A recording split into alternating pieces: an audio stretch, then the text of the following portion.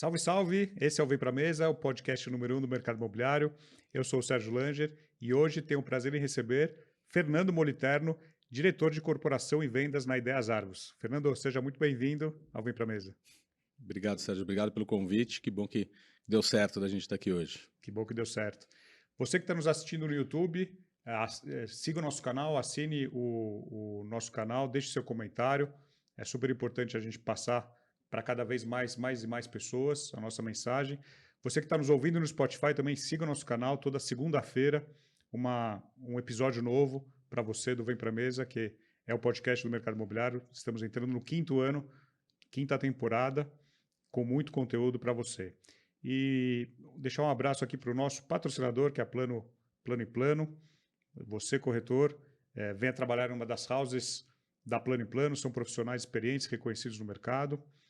O cashback, o faixa preta, famoso já no mercado imobiliário. São mais de 10 mil unidades esse ano em lançamento.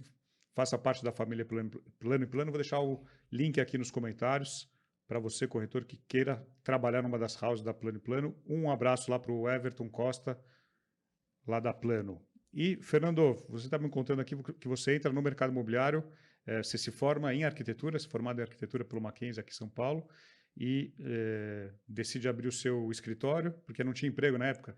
Eu me formei em 99, naquela época não existia o mercado imobiliário, não existiam os grandes escritórios de arquitetura, né? Estava tudo muito incipiente, então era o mais comum, era o caminho natural. Você se formava e ia começar a tentar fazer projeto, então fazendo projeto para amigo, para parente, enfim. Então eu começo... Pequenos projetos, reforma de apartamento, reforma de residência, tá? Então eu monto meu escritório, começo assim e durante uns 10, 11 anos eu pude viver disso, ou seja, fazer projetos em alguns momentos melhores, piores, né? Alguns momentos fazendo projetos de lojas, de escritório, mas o escritório nunca deslanchou assim, nunca foi um grande business. E aí um belo dia eu falei, não, chega, vamos mudar de áreas. Mas você nunca teve outros arquitetos trabalhando juntos? Não, cheguei a ter pessoas contratadas, cheguei a ter uma sócia numa época, também depois separamos, tal, enfim. Mas era assim, né? Você pegava, fechava projetos, por exemplo, uma época muito boa, na época que as lojas da Puma, né, de roupa, voltaram para o Brasil em 2005, foi um momento muito bom, porque eu fazia todos os projetos para eles e tal. Mas aí acabaram as lojas e depois, sabe? Então, nunca consegui organizar o escritório como um business mesmo, que se perpetuasse e que pudesse continuar e crescer. Você entra na Ideias Arvos há 11 anos. Eu entrei em 2011, então estamos chegando a praticamente 12 anos agora, mês que vem, acho que em maio completam 12 anos.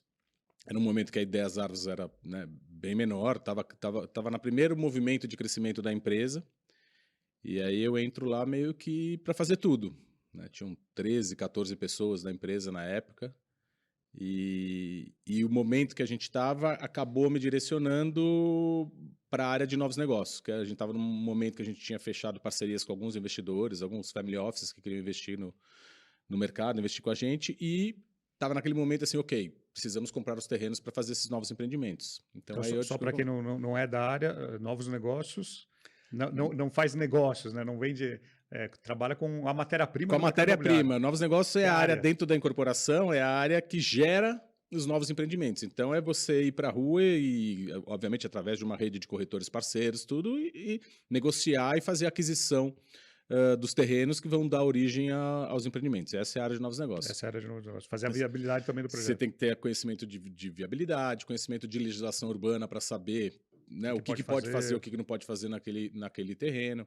Aí, nesse ponto, a minha formação de arquiteto acho que ajuda bastante, principalmente na Ideias Arvos, que tem como DNA dos seus projetos a arquitetura ou o projeto autoral. Então, às vezes, olhar um terreno que para uma outra empresa eventualmente parecia muito difícil e a gente vê potencial ali para desenvolver um projeto diferente, enfim. Então, eu começo nessa área de novos negócios. Que é uma bagagem boa, né, para qualquer área, né? Na verdade, eu costumo falar, se você quer trabalhar com incorporação imobiliária, o melhor lugar para você começar é em novos negócios. E aí, porque você acaba tendo que entender de tudo. Quando você vai fazer a viabilidade, você tem que entender de todas as etapas, de quanto você vai gastar em marketing, de quanto você vai gastar em projeto, em obra. Então, assim, é importante. Você começa a ter contato com todas as áreas e depois, obviamente, você pode se direcionar e se especializar para uma ou outra, vamos dizer assim. Quando você entra na Ideias Árvores, a Ideias Árvores já tinha esse nome que tem hoje, estava começando. Não, estava começando. A Ideias Árvores é uma empresa que começou em 2005. Obviamente, no começo, né, fazia um prédio por ano, aí depois fazia 2. Então, estava no momento... Mas nessa época não tinham 10 prédios, então. Não tinham 10 Não prédios tinham 10 prontos prédios. ainda. Deviam ter uns 4, 5 prédios, mais uns 3 em obra. Mas já tinha essa característica que Já tem tinha a hoje? característica de, desde que nasceu, a Ideias Árvores nasceu com esse foco na arquitetura autoral. Então, naquele momento, era assim, vamos fazer prédios, eu acho que era o principal ponto da empresa, queremos fazer prédios que tenham uma boa arquitetura. Com o passar do tempo, a gente foi amadurecendo e foi entendendo que não bastava só a arquitetura do prédio. Tinha um outro ponto que era muito importante, que era a relação com o entorno imediato. Então, como que esse prédio se relaciona com o vizinho, com o imóvel do lado, com a rua, com as pessoas que passam na frente. Então, já foi um segundo momento de não só se preocupar com a arquitetura do prédio, mas como esse prédio se relaciona com o entorno. E depois, um terceiro momento, aí até mais para frente, a gente foi começar a entender que o prédio em si, sozinho, não constrói uma cidade, né?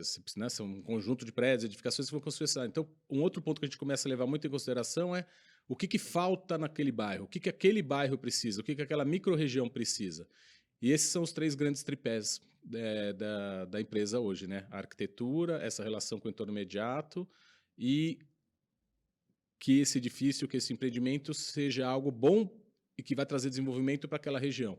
E muitas vezes isso significa não fazer mais do mesmo. Tá todo mundo fazendo apartamento pequeno, vou fazer mais um apartamento pequeno. Não. Será que o que falta aqui não é justamente um apartamento grande? Ou o que falta aqui é justamente um prédio de escritório? Enfim, então, aos poucos a gente foi aprendendo, assim. E para você, arquiteto, entrar numa incorporadora, se juntar a uma incorporadora que tem essa questão no DNA, juntar Não, a isso fome com a foi vontade de comer. exatamente, isso foi fundamental, né? Assim, você poder trabalhar e participar de projetos, do desenvolvimento de projetos, com arquitetos incríveis que trabalham para a gente, que a gente contrata para fazer os nossos prédios, é sensacional.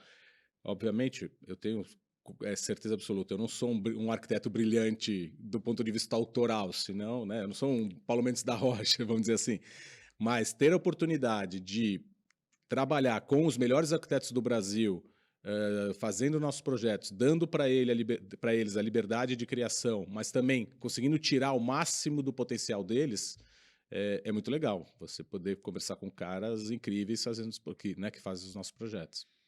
E hoje você passa em alguns bairros de São Paulo, você vê um prédio da Ideias Árvores, você sabe que é da Ideias Árvores, ela tem uma característica muito forte. Diferente de outras construtoras e incorporadoras que você não consegue identificar. A gente, os nossos prédios, né? A gente já tem 40 prédios prontos, a gente está aí com mais de 16 em desenvolvimento, entre obra, projetos, enfim.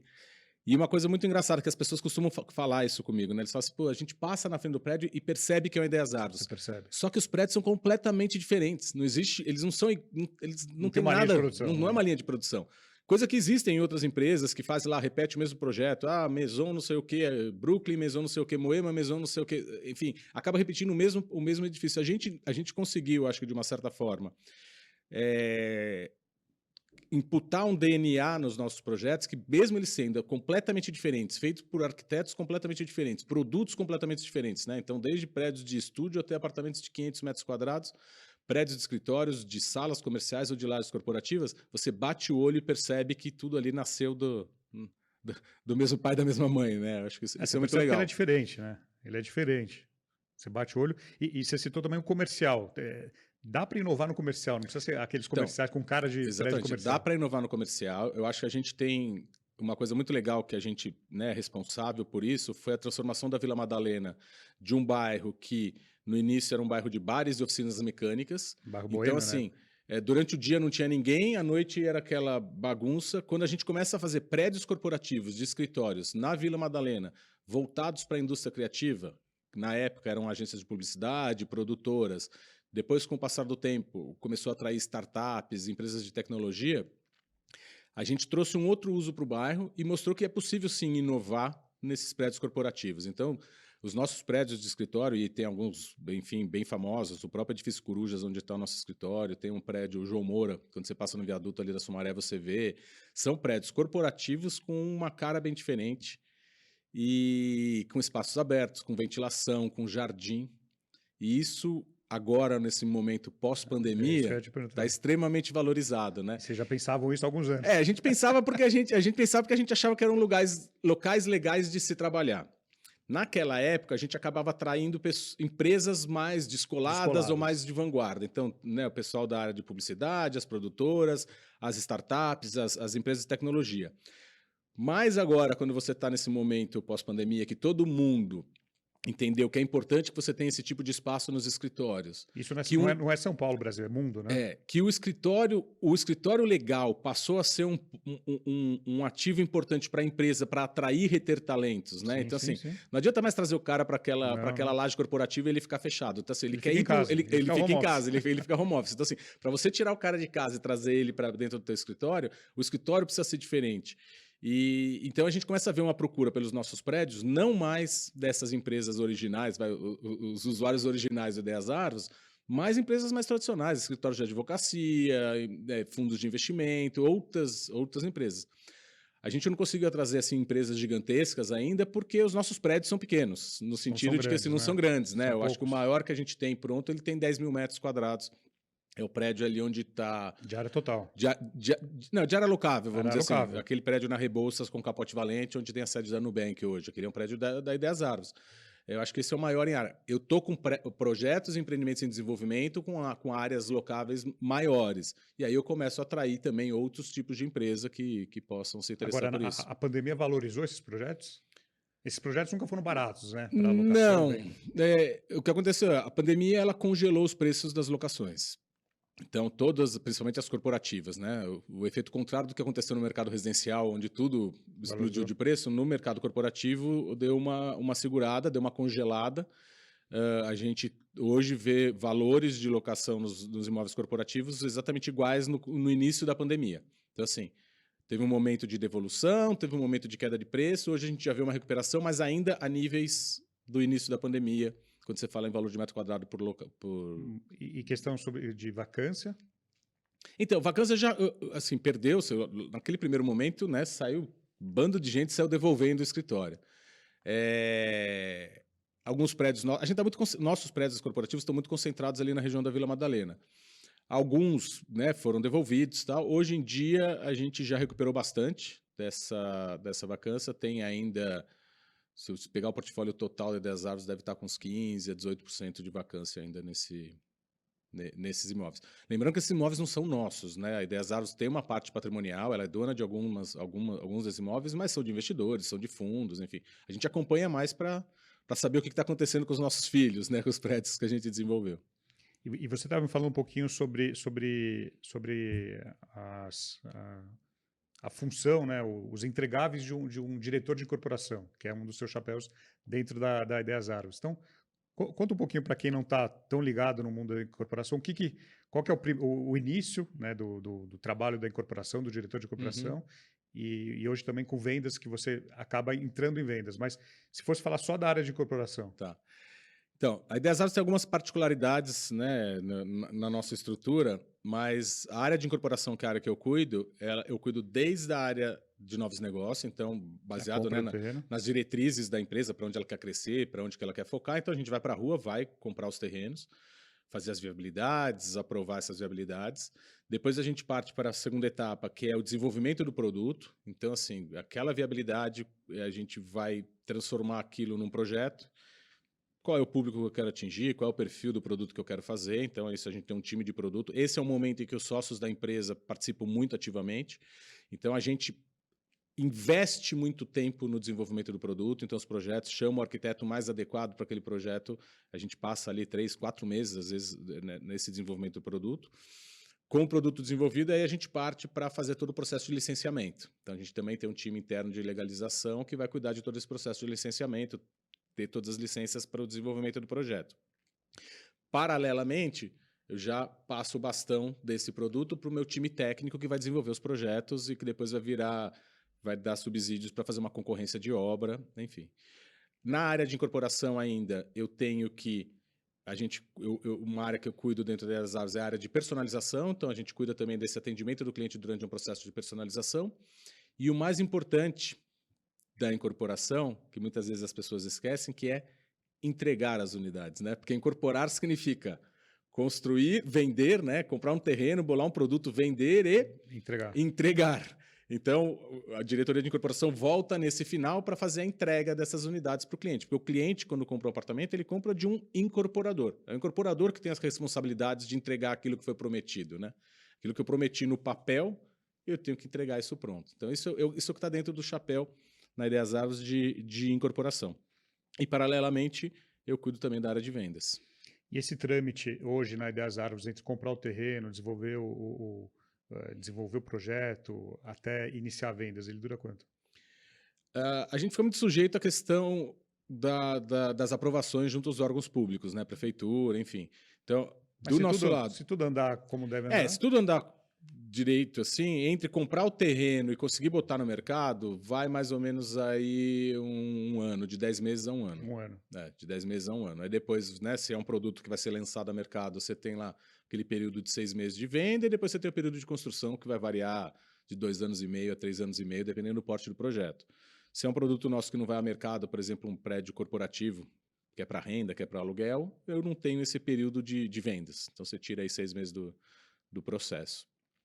E aí ele normalmente está com fundos ou patrimônio da própria empresa.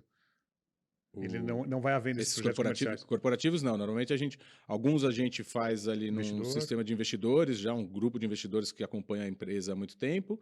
E às vezes a gente tem como sócio alguns fundos que querem ficar com aquele imóvel como patrimônio para renda, para uma renda de longo prazo, enfim. Então, eventualmente, se no meio do caminho aparece uma janela de oportunidade, você pode vender, enfim, depende de condições do mercado. Mas ele não nasce com a premissa da venda.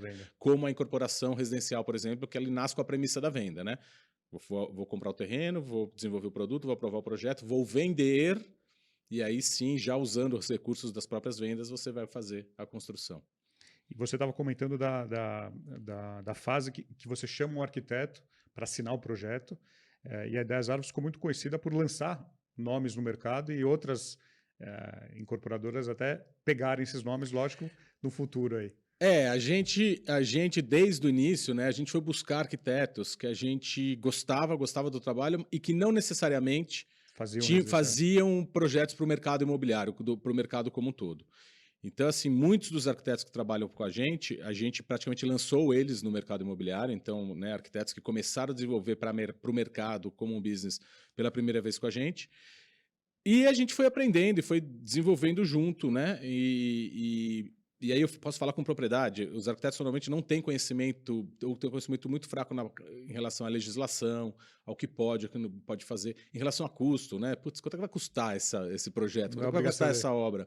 Em relação à durabilidade, porque eu quando vendo apartamento, depois eu tenho que dar uma garantia né? Então, putz, será que essa é a melhor forma? Isso aqui vai exigir muita manutenção, porque fazer uma manutenção numa casa é fácil, fazer num prédio, 20 andares, é mais complexo. Então a gente pôde desenvolver uma série de arquitetos. Depois de um tempo que o mercado começou a ver que isso dava certo, que isso trazia valor agregado, que outras empresas começaram a procurar esses mesmos arquitetos, e a gente tem uma política lá na Ideias Árvores de sempre estar procurando novos, querendo, né, procurando, né, dar um refresh também nessa discussão. Essa é a parte mais prazerosa do trabalho, é a discussão conceitual sobre qual projeto que você vai fazer. Então, recentemente, numa leva de lançamentos que a gente teve agora no final do ano passado, começo desse ano, a gente, para 3 projetos, a gente convidou arquitetos novos, arquitetos que nunca tinham produzido para o mercado, para trazer gente nova para esse mercado. E eu aposto aqui, eu uso dizer que daqui a alguns anos eles estarão trabalhando para outras empresas. Se da primeira vez as outras empresas esperaram os prédios ficarem prontos para terem coragem de contratar os mesmos arquitetos, acho que dessa vez eles não vão nem esperar os projetos ficarem prontos. Vão falar assim, putz, se eles pegaram... Se a Ideias Árvores já fez, está fazendo, podemos ir atrás dessa turma aqui também. E quanto isso dá quando o cliente final está lá? Você também trabalha com vendas, quando o cliente final está lá escolhendo ou definindo se ele vai comprar ou não aquele apartamento, quanto peso ele tem quando tem um arquiteto ou um arquiteto que tem um estilo que ele goste? O perfil do comprador das Ideias Árvores é diferente. Ele é diferente, mas assim, as pessoas... O público em geral não conhece muito sobre arquitetura. Então, eu vou dizer que eles valorizam menos o nome desse arquiteto, o que eles acabam valorizando mais é a qualidade do projeto efetivamente, né? As pessoas reconhecem por mais leiga que ela seja, ela reconhece um bom projeto. Você, quando está num ambiente, você não é arquiteto, não é nada. Quando você entra num lugar, você se sente bem, muito da arquitetura daquele local está te fazendo Sim. você se sentir bem. Então as pessoas acabam reconhecendo isso. O que eu... E aí eles vêm... E isso já é possível, inclusive, até precificar. As pessoas pagam mais caro por isso, porque ele entende. Tem coisas que são fáceis de eu explicar. Por exemplo, quando você faz um prédio, que ele tem né, um prédio como o nosso, cheio de janelas piso-teto em toda a periferia, fazer uma janela é muito mais caro do que fazer uma parede. Se eu tivesse feito uma parede de bloco e botado uma janela de 1,20 por 1,20, ia dar cumprir a mesma função, né? Isolou, fechou, não sei o quê, só que é muito mais barato fazer. Então, o público consegue perceber isso. Então, você consegue, de fato, precificar a mais, assim, em relação a isso. Mas um ponto que eu gosto muito de falar, assim, as pessoas me perguntam, o cliente da Ideias Árvores é diferente, o cliente da Ideias Árvores, o que ele tem em comum? Qual é a característica? Qual é o perfil? É jovem, é velho, é homem, é mulher, é advogado, é publicitário? Eu falo, não. Uma coisa que é rico, é pobre, né? Tem mais dinheiro, tem menos dinheiro, não. Uma coisa que tem em comum em todos os clientes da Ideias Árvores é o nível cultural.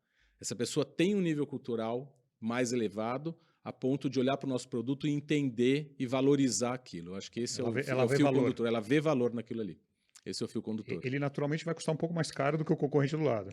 Vai custar um pouco mais caro, principalmente na questão de construção dele, né? Assim, é mais caro você fazer um prédio com mais janelas, Sim, é mais caro você fazer... Agora, custa mais. O corretor que está vendendo esse imóvel, ele tem que estar preparado para discutir isso com o cliente? Então, ele tem que estar preparado, por isso, inclusive, que a gente acabou criando uma empresa própria de vendas. Porque lá no começo da empresa, a gente não encontrava no mercado parceiro preparado ou com qualificação para vender o nosso produto. Então, a gente teve que desenvolver uma empresa própria de vendas, e esse é um projeto que eu estou à frente desde o início, desde 2012, quando a gente monta a nossa própria empresa de vendas, que era isso. Pô, eu não acho um parceiro no mercado para vender meu produto, eu vou ter que desenvolver isso internamente. E aí a gente criou o nosso time e que vai vender e, obviamente, com o passar dos anos, hoje você já vê diversos outros players, empresas e imobiliárias que têm corretores qualificados que já conseguem transmitir o que precisa ser transmitido ou explicar.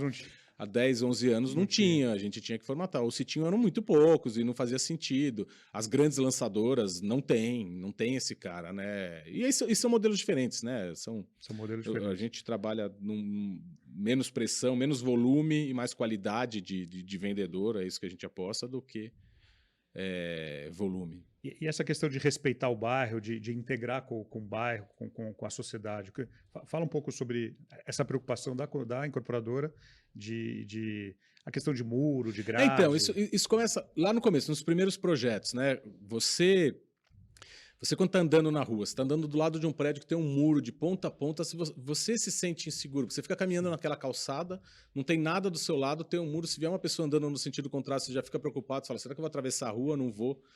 Quando você faz um prédio sem muros, ou com esse muro recuado, com um jardim, são pequenas gentilezas urbanas, que esse termo até está meio batido hoje em dia, mas que você vai fazendo e que traz uma sensação de segurança e de relação com o entorno muito melhor. Por exemplo, a gente tem um edifício na Vila Madalena, na Rua Simpatia, ele dá para uma outra rua, dá para duas ruas, né? Numa das ruas, na saída do prédio, tem um banco na calçada. Cara, custou nada pra gente fazer um banco na calçada, mas, cara, uma pessoa que estiver passeando ali com o cachorro na rua vai encontrar um lugar para sentar e descansar embaixo de uma árvore, não vou lembrar qual que é a árvore que tem lá especificamente.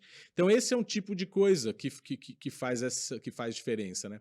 Uma outra coisa que a gente já fazia há muito tempo, mesmo antes de ter todos esses incentivos que existem hoje em relação às fachadas ativas. Vários prédios nossos, dos primeiros, já tinham lojas no térreo. Então, só explica para quem não é de São Paulo o que é a fachada ativa. A fachada ativa é você ter justamente lojas no térreo dos edifícios. Existe um benefício na legislação de São Paulo hoje para que os incorporadores façam fachadas ativas nos seus prédios. Você ganha o direito de construir um pouco a mais. Isso surgiu na mudança do plano diretor de 2014 que surgiu. Só que a gente já fazia isso na Ideias Árvores desde o início, por princípio. Justamente por isso. A gente fala, pô, eu chego num bairro, que é um bairro legal, vou produzir um prédio. Não faz sentido tirar tudo que tem de legal naquele bairro, pequeno comércio, lojas, escritórios, não sei o que, e botar um prédio. A gente queria manter isso, eu queria manter essa fachada, essa rua viva. Então a gente já fez prédios, eu tenho lá meia dúzia de prédios na Vila Madalena, dos primeiros da empresa, que já tinham lojas no térreo. E no começo era muito curioso, porque o público de São Paulo teve que ser aculturado e educado para aceitar isso. Muita gente via isso como com um certo preconceito. Ah, vai ter uma loja embaixo do meu prédio, mas isso vai desvalorizar meu prédio.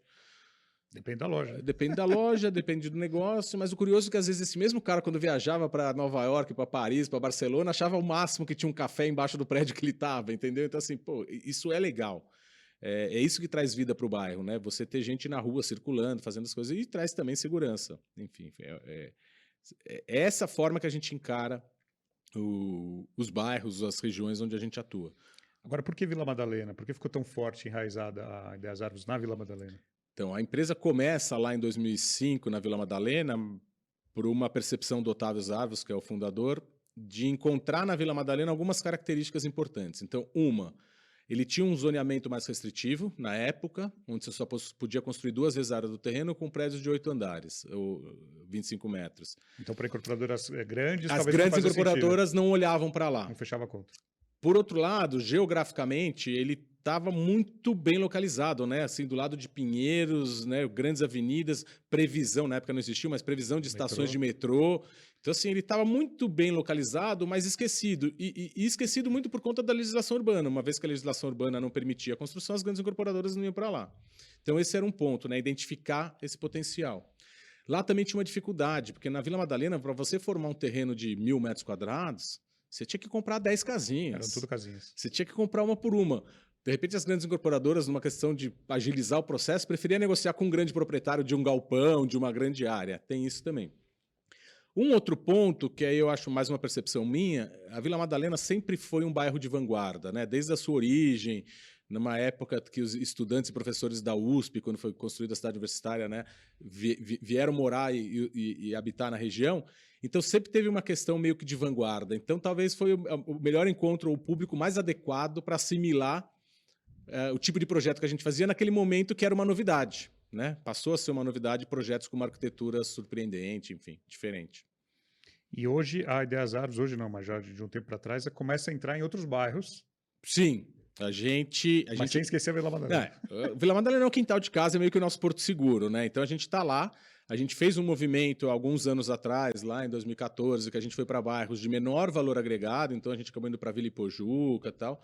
Foi um projeto onde a gente sofreu muito, hoje a gente tem projetos lá já consolidados, até um último lançamento sendo feito. Sofreu muito por quê? Sofreu muito porque a gente pegou crise econômica, né? Crise na época do governo Dilma também, mas a gente foi para uma região com valor agregado menor, onde o público da região não conseguia perceber valor no nosso projeto. Então, eu tinha que vender 10% mais caro que o meu concorrente, esse cara não comprava.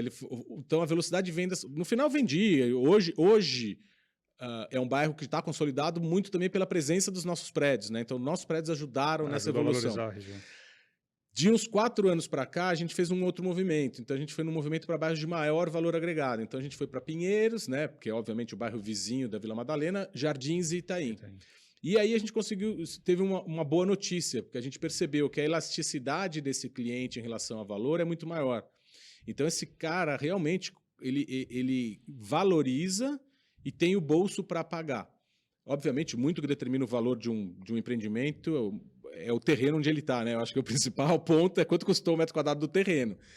Então, quando a gente vai para o Itaim, quando a gente vai para os Jardins, a gente passa a ter um resultado muito bom em relação a essa questão de precificação, onde a gente consegue, sim, de fato, capturar um preço mais alto do que os imóveis concorrentes. E aí a gente tem apostado cada vez mais nesse mercado, principalmente numa situação de cenário econômico que a gente está de incertezas hoje, de dificuldades. Essa faixa de público é muito mais resiliente, sofre menos. Então a gente está ali, a gente tem projetos incríveis sendo lançados nessa região. Assim. Enfim, tem um terreno que eu ajudei a formar, né, que a gente comprou, desde o início comprando, que é ali na Rua da Mata, esquina com 9 de Julho, que a gente conseguiu formar um terreno incrível de 3.300 metros de frente para o Jardim Europa. Eu acho que é um terreno dificílimo de ser replicado a um custo viável, né? E a gente está lançando ali um projeto incrível, o projeto do Isaiah Weinfeld, enfim, muito bacana. A Ideias Árvores já pensou em alguma vez sair de São Paulo ou é muita loucura? Se até bairros dentro de São Paulo já é complicado? A gente pensou em fazer alguma coisa com viés de segunda residência, então ainda dentro do estado de São Paulo. A gente até tem um projeto de um condomínio na Ilhabela, de um terreno que a gente comprou há muitos anos, mas lá tem toda uma questão de legalização fundiária, né, de titularidade e tal, então o processo demorou bastante. Hoje a gente não está olhando mais para isso, eu tenho só esse da Ilhabela, mas a gente não dá conta nem de fazer aqui no quintal de casa. Eu costumo brincar que assim, a gente não trabalha na cidade de São Paulo, eu trabalho numa região muito específica da cidade de São Paulo, né? A gente nasce na Zona Oeste e a Ideias Árvores trabalha em 4 ou 5 bairros. Então eu pego ali Alto de Pinheiros, Vila Madalena, Itaim, Pinheiros, Jardins, acabou. Assim, você quer fazer um negócio... Em 15, 20 minutos você está em qualquer lugar. 15, 20 minutos eu estou em todos os lugares. O que a gente acha? Seria muito mais difícil operacionalmente se a gente tivesse um projeto em cada ponto da cidade. A gente trabalha em regiões que a gente conhece muito bem, então a gente conhece muito bem. Isso é muito importante, né? A gente vê diversas histórias de incorporadores que se aventuraram em outras praças, em outras cidades e quebraram a cara porque assim, a incorporação, né? O público consumidor, ele quer saber de quem que ele está comprando. Então é muito importante ter essa questão da confiança, sim, né? Sim. Então você precisa conhecer muito bem para quem você está vendendo. Mas a gente vive sendo abordado por empresas de outras cidades, turma de Curitiba, de Porto Alegre, de Belo Horizonte, falando, quando é que vocês vêm para cá? Quando é que vocês vão fazer um prédio aqui? Por enquanto isso não está no radar, pode ser que um dia aconteça, mas a gente acompanha boas iniciativas sendo feitas também pelo Brasil afora, com boa arquitetura. Acho que eu fico feliz que eu enxergo que a Ideias Árvores serviu um pouco de inspiração para diversas outras incorporadoras aí, tanto em São Paulo como no Brasil. E a gente tem uma audiência aqui no Brasil inteiro, construtores, incorporadores do Brasil inteiro, e muitos desejam vir para São Paulo. Eu quero lançar em São Paulo, se você souber de um terreno, se você tiver uma oportunidade. E eu converso com muita gente de novos negócios, de incorporadoras que estão vindo para São Paulo, ou querem vir para São Paulo, mas quando começam a entender preço, legislação, aprovação, se assustam. São Paulo não é para amadores? Não é. Eu acho que nenhuma praça. Assim, é muito difícil você ir para uma praça nova, né? São Paulo vai. Tirando algumas pequenas exceções, a cidade de São Paulo tem o metro quadrado mais caro e algumas regiões da cidade com o metro quadrado mais caro. Nesse momento, todas as incorporadoras de pequeno, médio, grande porte estão olhando para essas áreas, porque é onde é o porto seguro Então, assim, tá uma guerra de foice para comprar comprar bons terrenos. Tá muito difícil comprar bons terrenos. Assim, é muito difícil alguém de fora chegar nesse momento querendo, a não ser que entre com alguém que já tem um land bank, que tem coisas bem localizadas, enfim. É bem difícil. E é muito difícil essa questão de você ir para uma região nova e entender. Como é que é a entrega no apartamento? Em São Paulo a gente sabe qual é o padrão, a gente entrega as áreas molhadas e o resto é no contrapiso. Mas em Belo Horizonte será que é assim? Sim. Em Recife será que é assim? Em Salvador será que é assim? Você tem que entregar do mesmo jeito? Existem algumas particularidades. Isso em relação ao consumidor. E outro lado em relação à legislação. Nem os técnicos da prefeitura sabem a legislação que eles têm que aplicar, né, para os nossos projetos. Dependendo... Você vai protocolar um projeto, dependendo da mão em qual técnico que cai lá, eles têm uma interpretação diferente. Se você vem de fora para entender essa legislação, cara, você vai ficar louco. E eu acredito que isso vai acontecer comigo se eu for para fora de São Paulo. Sim, se eu chegar em Brasília e quiser entender qual é a legislação, eu vou demorar um bom tempo para entender. E a grande expertise de um incorporador é essa: usar a matéria-prima terreno e tirar deste terreno o maior potencial construtivo possível dentro da legislação, buscando, inclusive, as nuances que essa legislação te permite para que você tenha o máximo potencial construtivo. Agora, na pandemia, a gente presenciou a questão do preço dos insumos subirem muito. Isso prejudicou toda a cadeia. Isso foi um terror. As obras, né, subiram muito de preço, a construção foi declarada uma atividade essencial, então não parou. Não parou. Só que na cidade de São Paulo, né, não sei no resto do Brasil, mas na cidade de São Paulo a construção civil foi declarada. Foi declarado, né, atividade essencial, então ela não parou. Só que começou a faltar material. Então eu tive um problema de aumento de custos muito por quebra nas cadeias, né, nas cadeias fornecedoras globais. Então, assim, faltou aço, faltou cobre, faltou PVC, faltou alumínio, não sei o quê. Então você está produzindo a tua obra lá. Não parou. Não parou, mas não chegou alumínio, como é que eu boto as janelas? Não chegou cobre, como é que eu faço a instalação? Não chegou PVC, aço. Teve um período do ano, que eu acho que foi em 2021, que o aço chegou a subir 80% em 3, 4 meses. Mas o seu contrato está indexado ao INCC. Sim, o meu com o comprador está indexado ao INCC e o meu com a construtora está. Mas se naquele momento eu estou na fase de consumo de aço, aquela indexação do INCC não foi suficiente para suportar o aumento daquele insumo específico naquele momento da obra. Então, foi muito complicado, tivemos, né, eu acho que várias construtoras sofreram com isso. A viabilidade mudou. Foi bem difícil e os prazos também. Eu, assim, nesse período de obras que a gente lançou pré-pandemia e a gente construiu, acho que 4 ou 5 prédios, a gente construiu eles inteiro na pandemia. Tipo assim, começou 3 meses antes e foi entregado. O prédio inteiro foi construído. Eu cheguei a ter atrasos de quase 1 ano. Ou seja, eu tenho aqueles 6 meses do período de tolerância previsto na legislação, eu fui atrasar 6 meses a mais. Então, assim, machucou bastante, né? Isso é desconfortável para a gente, é desconfortável para o consumidor, para o cara que comprou, que tinha lá um planejamento. É ruim para todo mundo, mas foi uma coisa que acabou acontecendo muito por conta dessa pandemia, da falta de insumos, da falta das coisas. A gente está conseguindo resolver todos esses problemas, a gente, né? Todas as multas, todas as coisas, previsões contratuais, a gente foi lá e arcou, mas fica um desconforto. Historicamente, na Ideias Árvores, a gente não tinha atraso, eu tinha praticamente atraso zero. Estava ali um mês para cá, um mês para lá, e de repente a gente vem numa fase de entrega com 3, 4 prédios sendo entregues e todos atrasados. Alguns mais, outros menos, mas todos atrasados. E conversando com o mercado, você vê que isso é uma recorrência constante. Está todo mundo com obra atrasada. Então, assim, todo mundo, de fato, sofreu bastante no momento da pandemia. Por outro lado, a pandemia teve um lado bom também. Não a questão sanitária, claro, de doença, obviamente, eu não estou falando disso. Que foi a redução da taxa de juros. A redução da taxa de juros, uma estratégia do governo, do Banco Central, para evitar uma recessão, tudo, teve um efeito gigantesco no mercado imobiliário, porque na hora que você traz uma taxa de juros lá para baixo, o financiamento imobiliário desce, as pessoas se animam a comprar imóveis. Então, os preços de venda subiram bastante nesse período. Muito por causa disso. Cada vez que você diminui os juros, mais gente entra na capacidade de compra. Obviamente, se você não tiver produção suficiente, o preço começa a subir. Então, assim, teve um efeito positivo no mercado, para quem é do mercado imobiliário, que foi o aumento de preço, assim, né? Essa possibilidade. As vendas, as velocidades de vendas foram muito boas. A gente chegava a perder cliente porque não tinha o que vender. Não tinha unidade. Eu não tinha unidade.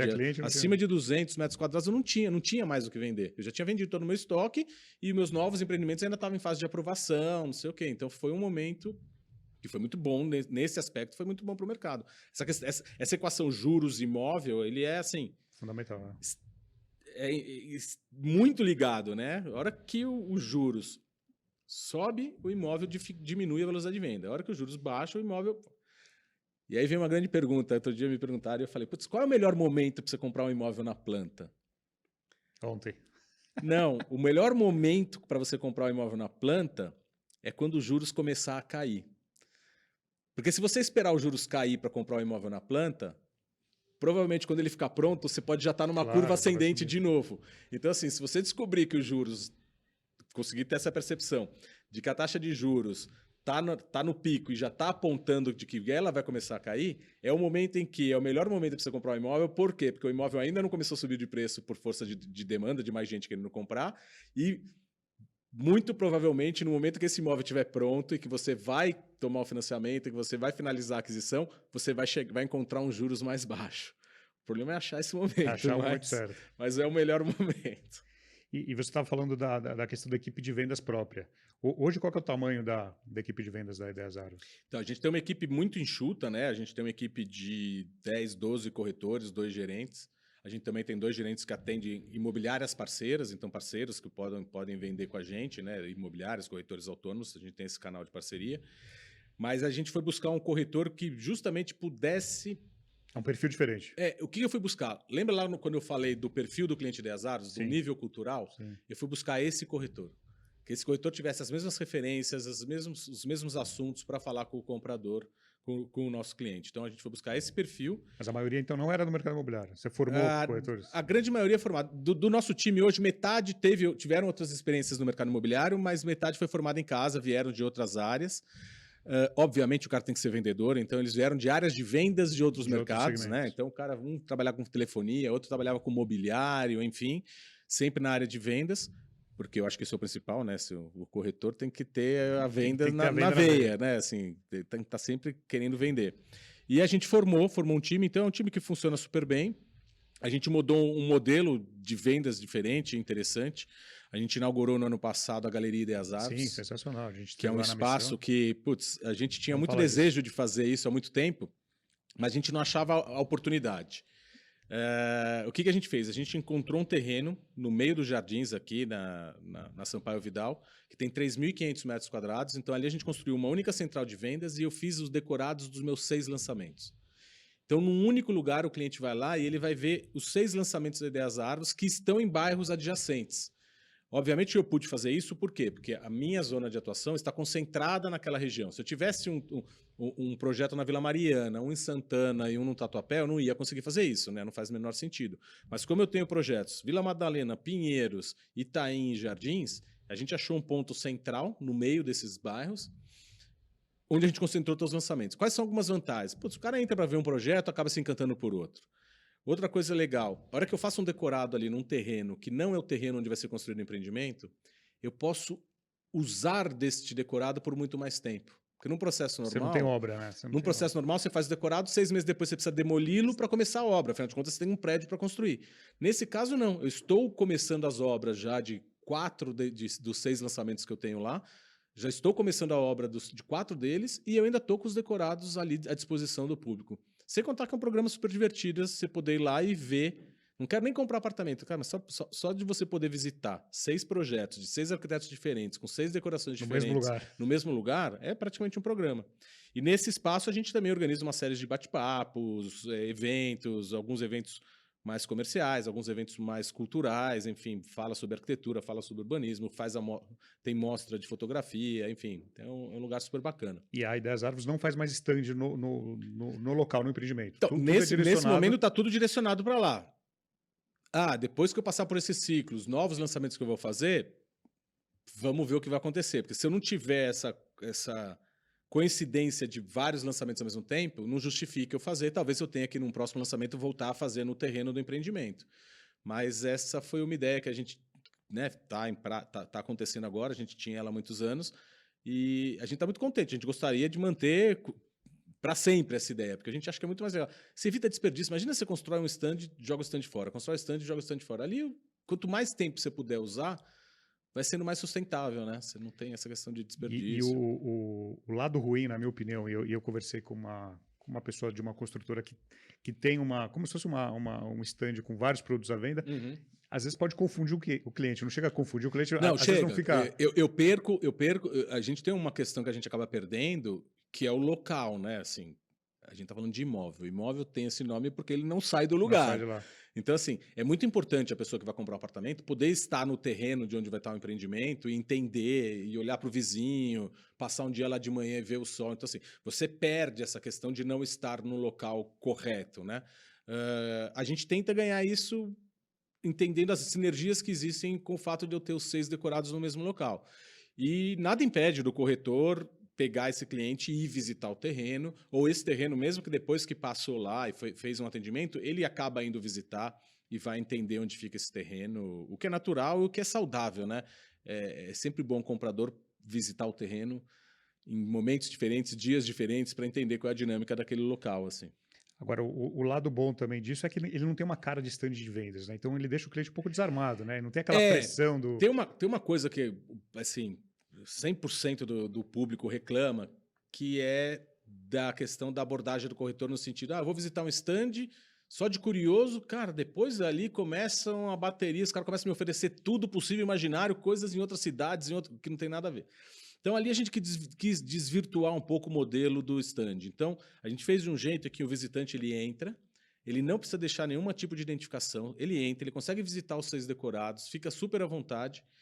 E aí, se ele quiser, ele vai chamar alguém. Então, é uma dinâmica um pouco diferente do mercado tradicional. Hoje, qualquer stand que você entrar, a primeira coisa que você vai fazer é deixar seu nome, seu e-mail, seu telefone na porta. O que inibe uma visita, muitas vezes. Né? E aí tem gente que não quer, o cara está desconfortável. Então, a gente acha que, dando essa liberdade para esse cliente, que ele possa conhecer...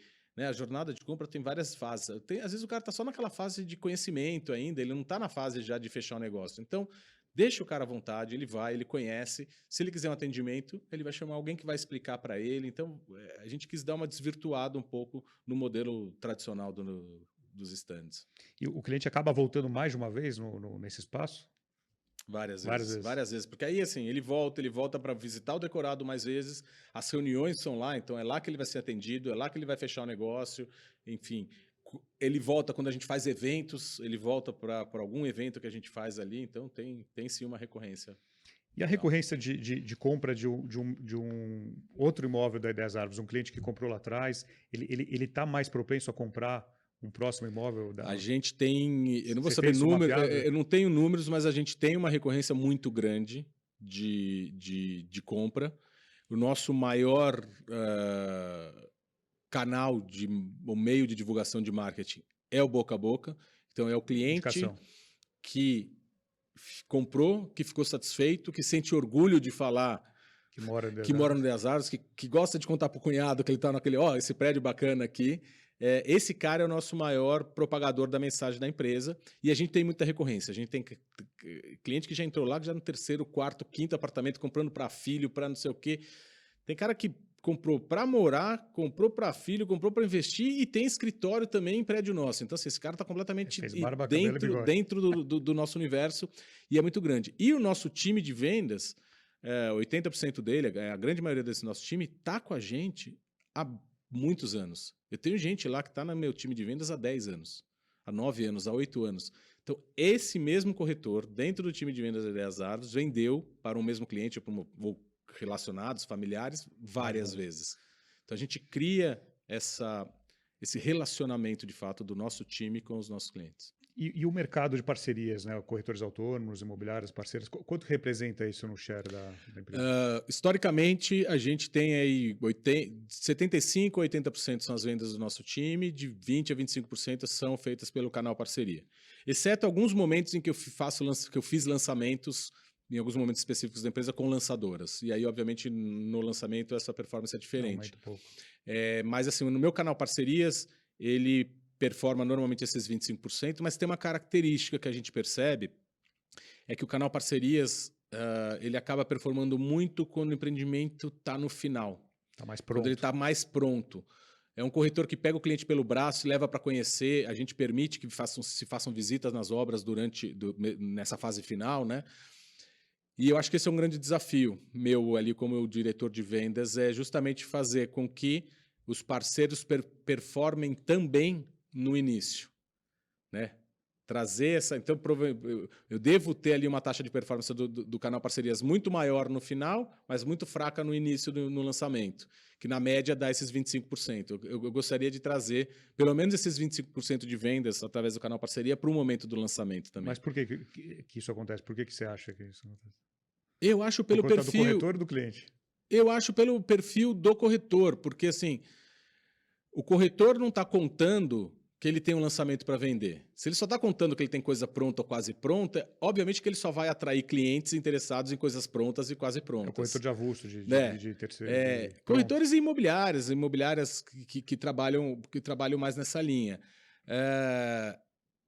O que existe para o mercado de lançamento são as grandes lançadoras, que trabalham num modelo que não se encaixa muito com a gente, que é volume de gente, blitz de panfletagem, não sei o quê. Então, é um modelo um pouco diferente. O que eu quero fazer com que esse corretor, que normalmente é um corretor que tem uma carteira de clientes, que tem um relacionamento com clientes, se antecipe na venda. Então, assim, sabe a venda que você vai fazer para esse teu cliente daqui a 2 anos? Faz a venda agora. Ele vai pagar mais barato. Ele faz a venda agora. E se você conseguir explicar para ele, quando você compra o lançamento, você tem um fluxo de pagamento ao longo ao longo de todo o período da construção, você tem essa questão da oportunidade, você tem a questão de eventualmente conseguir personalizar uma unidade, né? Você tem processos durante a construção que você pode fazer personalização. Então, assim, é fazer com que o corretor parceiro entenda que ele pode antecipar uma venda que ele faria daqui a 2 anos e meio, 3 anos para um cara que quer algo pronto. E pagando menos. E valorizando o patrimônio do cliente. E você estava falando da personalização. Que momento que o cliente personaliza? Isso é até quanto tempo antes da entrega que ele consegue personalizar e que tipo de personalização? A gente, na Ideias Árvores, na grande maioria dos empreendimentos, a gente tem uma personalização a partir de alguns padrões, né? Então, assim, quando eu começo a obra, nos primeiros 6 meses de obra, eu vou chamar o cliente para que ele possa fazer as escolhas e as opções de layout. Quais são as alterações de layout que ele pode mudar de planta? Obviamente, dentro de opções pré-estabelecidas por nós, né? Então, a gente lá... Os arquitetos do prédio, junto com a gente, com o nosso time de produto, a gente desenvolve as opções de opções de planta. Então, esse cliente vai lá, vai fazer essas escolhas. Além das escolhas de planta, ele pode também, numa segunda etapa, fazer mudanças de acabamentos. Então, tem o memorial padrão, ele pode fazer upgrade e tal, e eventualmente até comprar acabamentos que não estavam previstos. Não tinha o piso de madeira na sala, ou não tinha o porcelanato na sala, e eu quero adquirir com a incorporadora isso para já receber o apartamento mais pronto. Então, tudo isso vai acontecer do início da obra, no primeiro ano de obra. O pessoal acha que assim, mas é muito precoce, não tem nem prédio, não tem nada sendo construído lá, você já está fazendo tudo isso? Sim, porque a partir da definição de cada um, eu preciso fazer todos os ajustes nos projetos técnicos, nos projetos executivos, né? Todas as interferências. Então, é preciso ter essa antecipação, e mesmo antecipação de compra de insumos. Todo mundo resolveu trocar o azulejo do banheiro. Você tem que fazer uma compra planejada, com antecedência, para conseguir, né, o fornecimento, conseguir preço. Então, por isso que isso é feito de uma certa maneira. Mas isso normalmente acontece no primeiro ano da obra. Se eu tenho uma unidade, que é meu estoque ainda, que eu não vendi, e que eu vou carregar ela por mais tempo, a gente acaba fazendo internamente a personalização. Então, a gente vai lá, nos clientes todos que compraram, faz por amostragem qual foi a planta mais escolhida, qual foi o tipo de acabamento, e a gente usa a própria informação que a gente tem do que a maioria dos clientes optaram para tomar a decisão de falar, então, vamos fazer no nosso estoque essa personalização, porque foi o que a maioria fez, aparentemente é o que o pessoal preferiu, para dar liquidez depois. E isso ajuda para definir novos projetos também? Sem dúvida também. Não, tudo que o cliente vai pedindo, a gente vai ver. Às vezes a gente tem uma concepção... fazer um apartamento pequeno não precisa de lavanderia, porque tem uma lavanderia de uso coletivo no prédio. Aí você começa a ver que todos os clientes acabam escolhendo a opção de planta a que tem a lavanderia. Você fala, peraí, tem alguma coisa estranha aqui, né? A gente estava com uma concepção. Ninguém melhor do que o comprador para definir o que precisa ser feito, né? Assim, se as pessoas estão comprando aquilo, estão pedindo aquilo, você tem que atender. Obviamente que eu não estou falando nenhuma bizarrice aqui, claro. Mas assim... Se mais de um estão pedindo... Exatamente, preservando a arquitetura, preservando a qualidade do projeto, enfim, né? Vamos ouvir esse cliente. Eu acho que a gente tem que direcionar a empresa, as nossas empresas, acho que todo mundo cada vez mais para ouvir o que o cliente está querendo para que eu consiga atendê-lo da melhor maneira, do meu jeito de fazer projeto, com a minha qualidade de projeto, com a minha qualidade de atendimento, mas assim, eu preciso atender os anseios desse. Afinal de contas, somos empresas que precisam continuar prosperando, se perpetuando, né? Se eu ficar fazendo uma coisa que só me agrada, não agrada o consumidor, acabou, a empresa vai fechar a porta semana que vem. Agora, você falou apartamentos pequenos. Qual que é o apartamento pequeno da Ideias Árvores? Não é aquele compacto, né? Qual que é a menor metragem? A gente tem estúdios de 28 metros. Fizemos estúdios de 28 metros. Muito também por conta de força de legislação, né? O plano diretor em São Paulo hoje ele acaba obrigando a questão, né, de você ter vários tamanhos no prédio. Se eu quero fazer um prédio de apartamentos maiores. Mas o que a gente faz é assim, um apartamento de 40 metros da Ideias Árvores, ele é um apartamento de uma suíte. Um apartamento de 60 metros da Ideias Árvores, até 60, ele também vai ser de uma suíte. Se passar 65 e tal, aí eu começo a colocar 2 dormitórios. Coisa que no mercado, nas outras empresas, isso não é. Em 60 metros as pessoas colocam até 3 dormitórios. Até 3. Eu já vi obviamente que a gente faz isso, por quê? Porque eu estou atuando em determinados bairros para determinado público.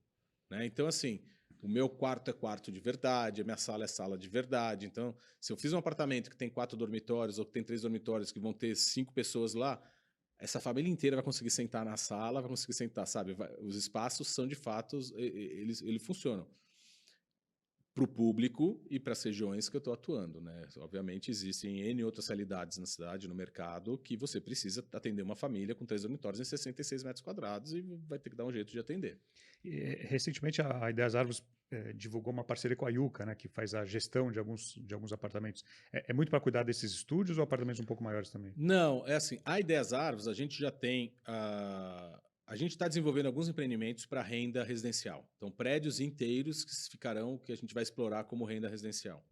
A gente já tem 18 unidades operando nesse modelo, que são em unidades grandes, inclusive, a partir de 50, vai até 100 metros quadrados, super bem decoradas, e que a gente fechou a parceria para a Yuka fazer essa administração, essa gestão dessa locação, muito mais como um laboratório para esses prédios novos que a gente está fazendo e desenvolvendo, que vão ficar prontos daqui a 2, 3 anos. Sim. Enfim, tenho diversos empreendimentos com esse objetivo.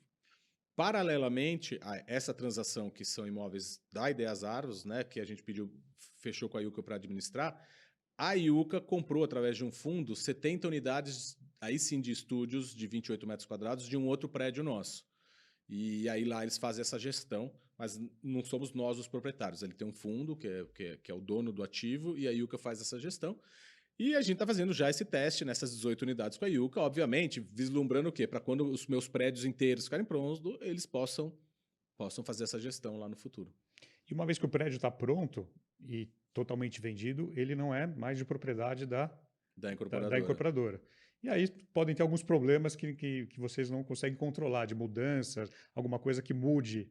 Não sei se é a fachada, mas que você sabe que o condomínio decida fazer algo. A gente cuida bastante dos nossos prédios, né? Sim, a gente mas fica tem muito uma hora próximo. que você não chega uma hora que eu perco o controle. Então, assim... Como preservar isso? Como preservar isso? Então, tem 2 pontos. Um primeiro ponto, assim, por força de contrato, e eu acho que todas as incorporadoras fazem isso, eu, como incorporador, quando eu for instituir o condomínio, fazer a Assembleia Geral de Instalação, eu tenho a prerrogativa de indicar a administradora. Sim. Então, o primeiro passo é colocar uma administradora de confiança que você sabe que vai cuidar bem daquele ativo.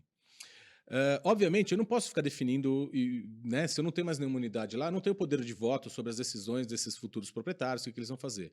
E aí vem um papel muito importante justamente da área de incorporação, de uma incorporadora, que é definir quais são as regras que vão constar na convenção de condomínio. Então, na convenção de condomínio, que nada mais é, a convenção de condomínio, ele fazendo um paralelo, é a constituição do prédio. É, né? mais difícil de mudar.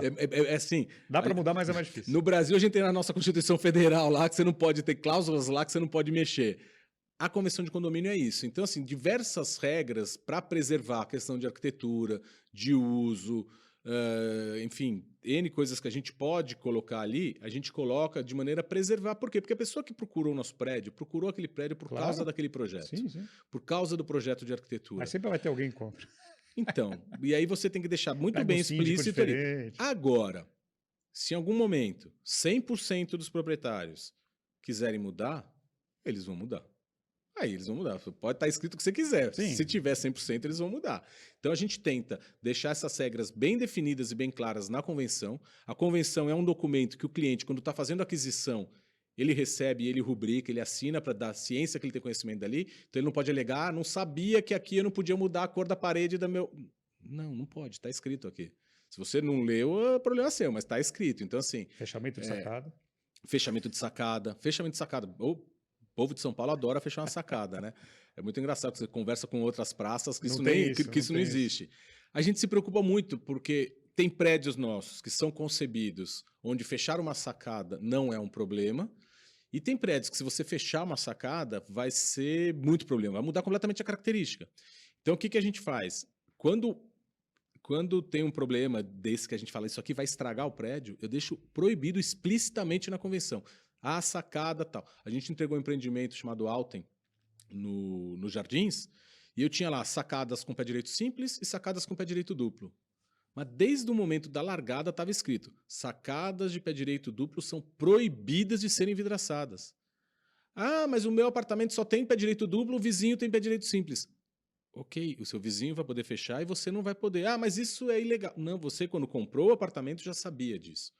Então, assim, os arquitetos, e aí a gente conversa muito com os arquitetos dos prédios. Putz, no seu projeto, sabendo que o cliente vai fechar, né? O que você acha que é aceitável, que não vai interferir na arquitetura, e o que você acha que não? Ele falou, cara, nesse caso foi, putz, o pé direito duplo é o que está dando toda a bossa na volumetria do prédio e tal. Se você envidraçar isso, vai ficar horrível.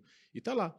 E espero que não mudem isso, assim como outros prédios. Já tivemos definições. Às vezes a gente põe umas definições assim, ó, vocês vão poder fechar a sacada da forma que vocês quiserem, da forma que vocês definirem lá na Assembleia, né? Porque isso acaba sendo uma decisão do condomínio, mas você só pode fechar ela até aqui.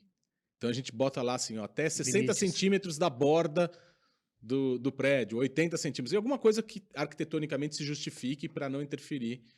E a gente vem conseguindo manter. Vem dando certo. Vem dando certo até hoje, vem conseguindo manter a qualidade dos prédios, aí, os projetos. Isso é uma preocupação, né, de vocês. Isso é uma preocupação, e as pessoas que compram um prédio com uma boa arquitetura compraram por causa do projeto. Querem preservar o patrimônio, né? Então, assim, putz, às vezes porque um cara resolveu fazer uma coisa lá, e tem tanto prédio desconfigurado já em São Paulo e coisas, sabe? E a arquitetura, eu costumo falar isso para o meu time de vendas e para os clientes, um prédio de boa arquitetura, ele se valoriza ao longo do tempo. Sim. Então, assim, quem mais vai se beneficiar de uma boa arquitetura, de um projeto autoral, de um projeto, é o É o dono proprietário. daquele imóvel. Porque, assim, ok, eu, incorporador, ganhei dinheiro naquela operação de 2, 3 anos, 5 anos, vai, entre comprar o terreno e vender negócio, mas o cara que comprou, ele vai ganhar dinheiro durante 30 anos naquele imóvel. Porque aquele imóvel, se tiver um projeto, se estiver bem preservado, não sei o que, ele vai se valorizar ao longo do tempo. E ao longo do tempo as pessoas vão falar, aquele prédio, olha aquele prédio legal. Às vezes você tem casos de 2 prédios na mesma rua, e você olha para um e fala, cara, esse aqui vale e o outro não vale. Exemplo clássico é o Copan, no centro de São Paulo. Por que hoje um apartamento no Copan vale muito e o apartamento no prédio do lado Na mesma rua. não vale nada? Qual é o prédio do lado mesmo? A gente nem sabe qual é o prédio do lado, porque ele tinha um projeto banal. Então, assim, Copan, para quem não lembra, é o prédio do Niemeyer. exato, o projeto do Quantos Oscar anos tem? Niemeyer 60 anos. na cidade de São Paulo tem mais de 60 Mais de anos. 60 anos. Enfim, ele se valorizou ao longo do tempo. A boa arquitetura se valoriza ao longo do tempo. E o maior beneficiado disso vai ser o proprietário. E se ele preservar as características do projeto, isso vai falar a favor dele. Lógico, tem alterações de tecnologias, de coisas que mudam. A sociedade também muda, né? Também não estou falando para congelar as coisas, mas preservar. Até hoje tem funcionado bem. As administradoras nos procuram quando tem algum tipo de intervenção. O prédio precisou fazer uma clausura diferente, porque eles nos procuram, a gente coloca em contato com os arquitetos do prédio, porque muitas vezes a gente não tem gerência sobre isso. A gente fala, já que vocês vão fazer, fala com o arquiteto do prédio para ele dar uma solução melhor, que fique mais bacana, e a gente consegue lidar bem com isso. Muito bom. Bom, Fernando, estamos chegando ao final aqui do nosso episódio. Quero novamente te agradecer aqui a sua participação, te parabenizar pela toda a sua trajetória, principalmente na Ideias Árvores, que é um ícone em São Paulo hoje, quando você está em qualquer bairro aí, que tem ainda bons prédios. E São Paulo é muito peculiar, você vê de tudo, né? Como uma grande capital, uma grande cidade, você vê um pouco de tudo. E para a gente finalizar, deixar um recado final aqui para estudantes de arquitetura, corretores, incorporadores, um pouco de tudo que nos ouve. Eu acho que dois recadinhos. Um é assim, eu sempre costumo falar para estudantes de arquitetura. Você já desanimou os arquitetos aqui. Não, ao contrário.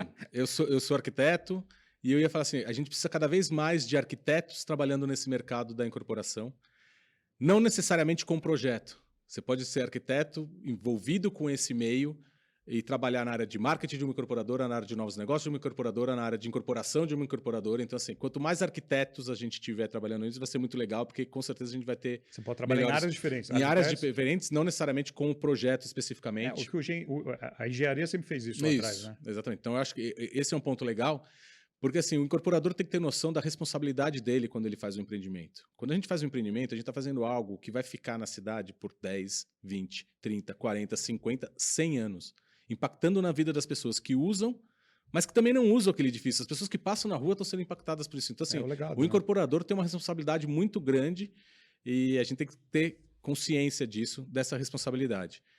E, enfim, queria agradecer o convite. Foi muito legal esse bate-papo e deixar o convite para todo mundo ir visitar a Galeria Ideias Árvores lá na Rua Sampaio Vidal, 978, conhecer os nossos lançamentos. Muito bom. Bom, Fernando, obrigado novamente. Pessoal, é isso.